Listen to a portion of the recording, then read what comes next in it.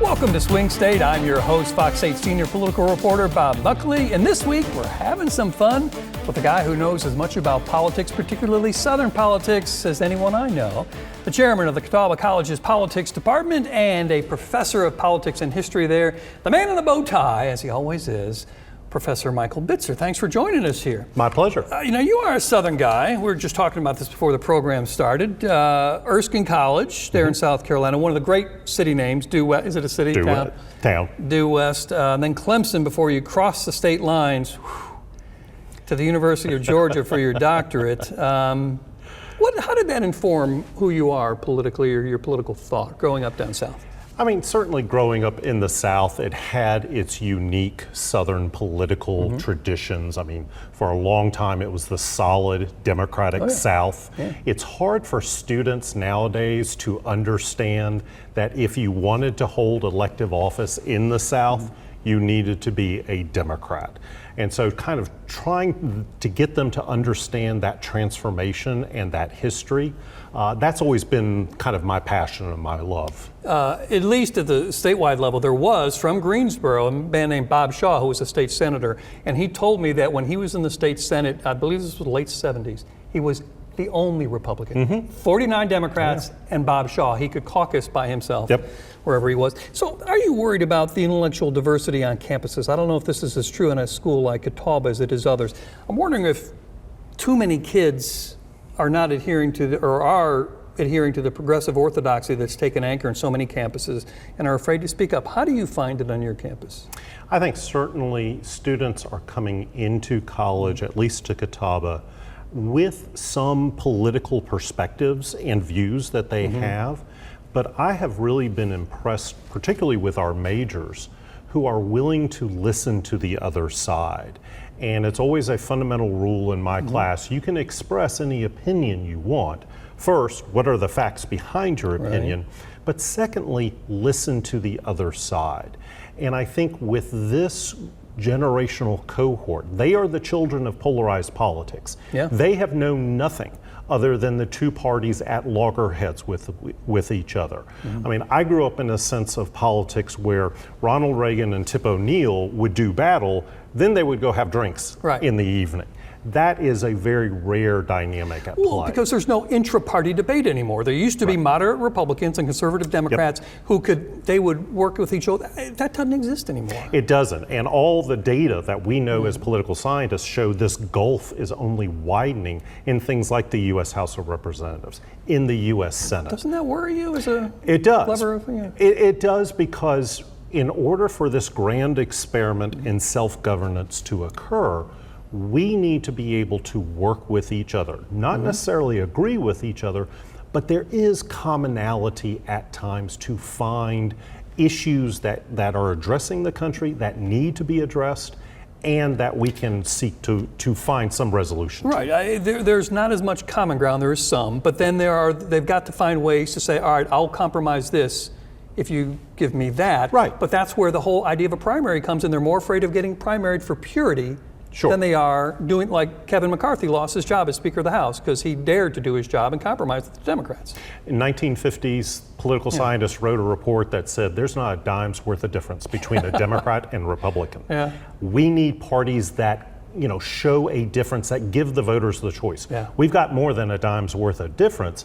The issue is, where do you find the common ground to make some kinds of decisions? And the grace to allow your party to compromise. There's a Bitcoin's worth of difference these days. Yes. And that's a lot, just for the record. All right, so what races are you watching closely? Because that's your job. I mean, both federally and state. What are the races that intrigue you? Well, certainly the presidential race is going to be historic yet again. We keep saying this, I think, every 4 years. But once again, with the number of dynamics at play, particularly the older candidates that we have, it will be interesting to see how that plays. I think, for the presidential race, it's really come down to 3 states that I'm going to be watching. Pennsylvania, Michigan, and Wisconsin. How those 3 states go, I think, determines who wins the 270 electoral votes. We have 16 electoral votes in this state. It's going to be really close here. And we are kind of what I would describe as a second-tier battleground state. I think, certainly North Carolina, Georgia, Arizona, those will kind of be the next kind of targets in terms of how the candidates look at it. You're already seeing the Biden campaign set up 10 field offices. Yeah. Trump won by about 1.5 points 4 years ago. So this will be another epicenter of the presidential race. All right, let's flat out, let's lay it out here. Your guess on who wins the presidential election nationally and who wins North Carolina? I think right now the dynamic is probably a lean Democratic advantage, at least nationally. But again, tell me what those 3 states do in the upper Midwest, and we'll have a better sense of things. I think North Carolina is right now a true toss-up because we have such a small percentage of the electorate that can go one way or the other, the swing votes. Tell me where that 3 to 4% go. That's, I think, going to be the determinative of who wins North Carolina's electoral votes. And do you think it's going to come down to inflation and border security more than anything else? I think that those will certainly be among the top drivers. I think the economy will continue to be at the top of the issues, but each political party is going to have their respective issues that they're going to energize and mobilize their base around. But what do you run on if you're Joe Biden? Because even though the economy is better, people aren't seeing it. They're remembering what it was like before the pandemic. Right. But he's going to run on abortion, certainly. We know that. Exactly. And that's going to be the motivator for Democrats. I think on the Republican side, immigration is going to be the motivator for them. So we're going to have a tale of 2 different campaigns and the issues being presented and challenged to the voters. Although I see that the things are sliding more towards President Biden to retain office, those issues are more easily sellable by the Republicans and President Trump. It's easier to sell, hey, look how expensive your food is, versus abortion rights necessarily. Right, and the economy is always the top issue in any voter's minds. This year, it's inflation. Usually we talk about unemployment. Yeah. This is a rarity to have this kind of topic at hand. Yeah, it's going to be interesting, and I think it's going to we're not going to know until late that night. It will be a coin toss in many levels. All right, we're going to go deeper into the races next, including the high-profile governor's race here in North Carolina, as well as one of the most contentious political questions, and one Professor Bitzer has written about at length, redistricting, when we get back.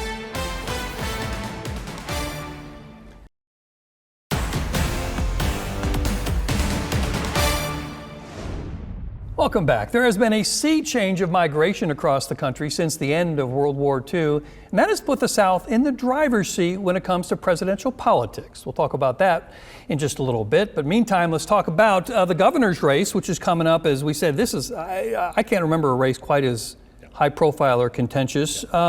What do you make of this race where, Josh Stein, a more traditional Democrat, fairly in the mainstream of their party, Mark Robinson sort of rewriting what it means to be a Republican?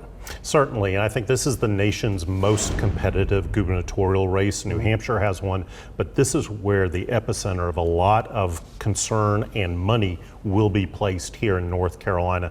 I think that this race will be again on the knife's edge. We have seen the dynamic, and this is long in North Carolina's political history, voting Republican at the federal level, Democratic at the state level. And that kind of split ticket mentality may be coming back to see how this fall's election really plays itself out. The Republican Party, you wonder if it hasn't become a fully MAGA party, is the term so many people use, so forgive me if that's not one that's particularly appropriate. It is certainly President Trump's party, being the nominee 3 times in a row. And does that mean there is no room for what I would call establishment Republicans, the Bush family style Republicanism? How do you see it? Have they become fully MAGA? I would say it's 2/3 MAGA, 1/3 establishment. I mean, if you go back to 2022 and the U.S. Senate contest there, Ted Budd and Mark Walker got 2/3 of the primary vote. Pat McCrory got basically a quarter. You look at the gubernatorial contest this year, Mark Robinson, 2/3 of the vote. Dale Folwell and Bill Graham, basically a third. So to me, the dynamic is certainly, it is the MAGA Republican Party of North Carolina. But I wonder if in a party that's run by President Trump, if he'll allow that to stay, because he generally says either you're on my team completely or I don't want you in the party at all. And I wonder if there's a chance to return to, for both parties, because although Josh Stein is fairly mainstream, the Democrats are shifting to a more progressive party. And I wonder if there is room anymore in America for a center-left and center-right party, if we can ever get back to that. It's going to take a lot of work, and particularly among younger voters, to make that kind of determination as to where the political parties go. But right now, both political parties are different. They have different coalitions, and they have to meet the demands of their primary voters. All right, redistricting is an area of study for you. I've gotten to this age where I get to do this. In fact, you've written a book about it, if I'm not mistaken, and it is, as you note in the book, redistricting or reapportioning is the most political activity in America, and North Carolina was once described as long notorious for its reapportionment.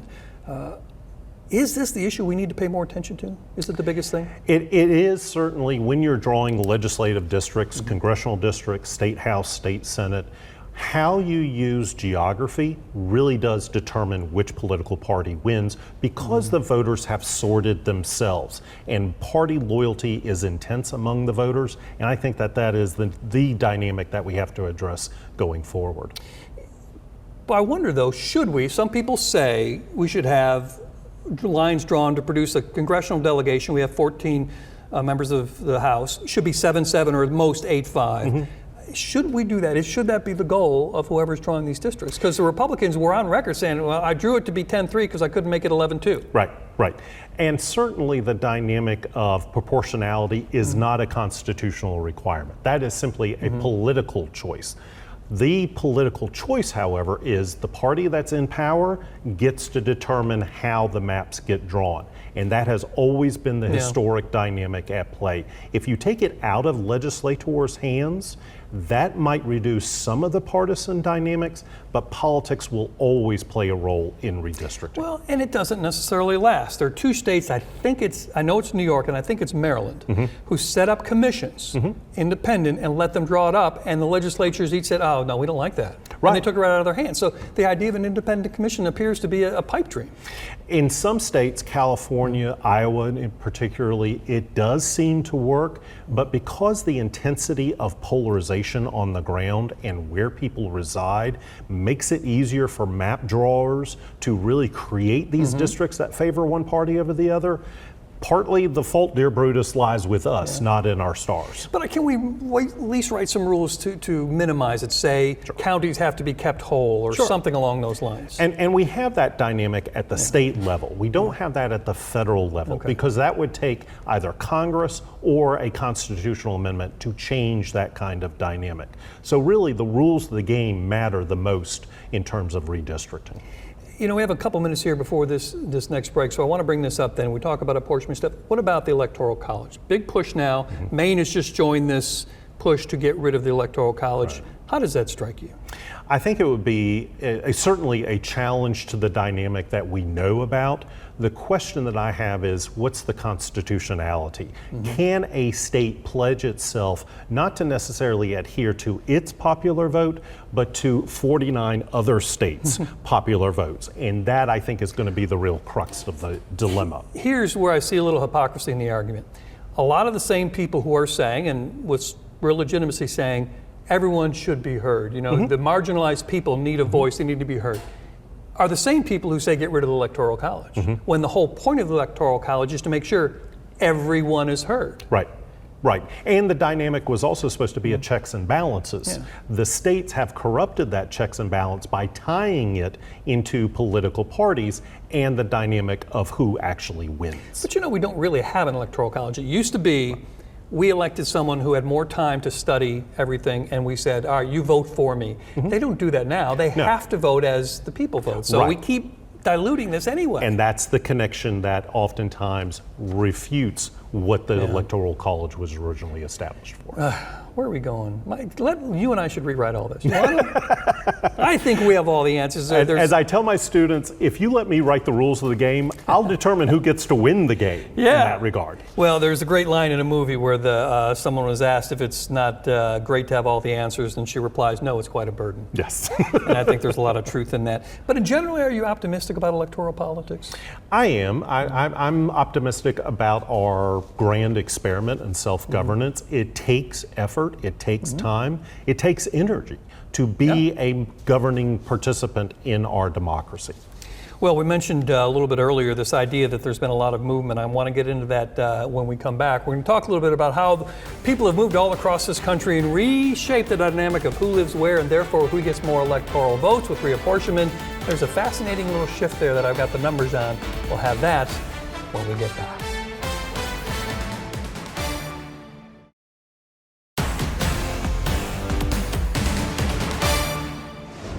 Welcome back to Swing State. Still some important things on our table tonight, including, before the break, we were talking about a book that you wrote, that you've contributed chapters to books as well, called The New Politics of the Old South and the 2020 Election in the South. We touched on it at the very beginning, but let's go a little deeper. I mean, is the politics of the South today, it's really not what it was in our parents' generation? Certainly not. I mean, we talked about the solid Democratic South, that the Democrats basically had the base of the Democratic Party in the South. That transition started with the Truman 1948 in the Dixiecrat run. It got elevated in '64 with Goldwater. Nixon built that as his Southern strategy. And Reagan really solidified a Republican solid South at the presidential level, at least, in terms of the new dynamics of the modern political parties. Well, again, because Jimmy Carter did win the state in 1976, the only one outside of Barack Obama in all those years. But to a degree, the legend has always been that LBJ said as he signed the Civil Rights Act, I'm signing away the South. Now, of course, he had to wait till the next election for Nixon to take advantage of that, but you're saying that that's all tied in. Nixon saw that and said, I can... Nixon saw that, built a Southern strategy, knew that he could appeal to conservative white voters in the South, and that really helped to galvanize the new Republican Party. Did he appeal to them with a racist agenda? Or simply, because it was law and order is the way he said it. Right, and there were code words. Yeah. And the voters understood what Nixon was portraying. They understood how Reagan played it as well. Reagan brought in the social conservatives as well, the evangelical vote. Yeah. And that was core. The Bible Belt is a core component of Southern politics. That also made the modern Republican Party. But wasn't 68 and 72 the true old Dixiecrats were going to be George Wallace voters? Yes, very much so. And that kind of dynamic played into, I think, the continued transformation of the South in its politics. Reagan understood that. His challenge in '76 to Ford was really built. North Carolina saved his 1976 presidential bid. And also the South was able to build towards Reagan's coalition that he put together. Remember they said he was too old. He was 69. Yeah. Oh, gosh. All right, so glasses time again, because I got some numbers here to talk about. With the population shift that we're seeing, I'm wondering if the South won't be the voting bloc that dominates our lifetime. Let me give you some numbers here. In our parents' lifetime, since the end of World War II, there was a Northeast Upper Midwest bloc of New York, Massachusetts, New Jersey, Pennsylvania, Ohio, Illinois, and Michigan. At the end of World War II, that was 186 electoral votes, 70% of the 266 you needed to win. And at that time, at the end of World War II, what I would call the southern, southeastern Big Seven, Texas, Georgia, Florida, North Carolina, Tennessee, Virginia, Alabama, only had 91 electoral votes, 34%, and that was fewer than half of those northern states. Well, in this election, that Northeast Midwest group will have 123 of the 270 needed, only 45%. Those 7 Southeast states will have 134 of the 270, almost half, one shy of half, and more than the Northeast states.